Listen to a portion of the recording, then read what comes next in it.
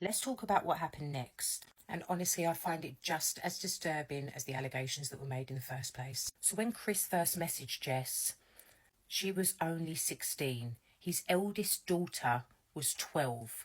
There is a closer age gap to Jess and Chrissingham's daughter than there is between Jess and Chrissingham. Let that sink in. After these allegations, Chrissingham and Sarah went on to have 3 more children. The first child that was born after the allegations was the same child that they decided that they would make a replica reborn and sell it out to 200 people, which I spoke about in my first video. After the allegations, when you know what you're capable of with your mindset, looking onto people on the internet, don't you think, well, of course you'll know, that others will have that same mindset as you, them dark thoughts. You was under scrutiny, and rightly so, for being the predator that you are.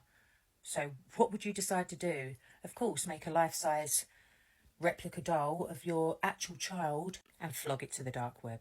And yet here we are, 7 years on after the allegations in 2025, and they are still monetising, still gaining a platform on YouTube, still not taking accountability, and probably still in the DMs of young fans on his social media. And their fan base didn't drop after these allegations. If anything, they've got more now. And they're still making about $5,000 a week on YouTube. And you're all allowing that. Most of you are still the same followers that was there when the allegations come out, when Jess gave all her proof, and it's still there. And there's messages from Chris to these victims, basically pleading for them not to take it public, because how these girls feel. Think of these girls. You didn't think of your children when you were messaging girls that were not far off their age. And, you know, how do they really feel? Because they must see all this.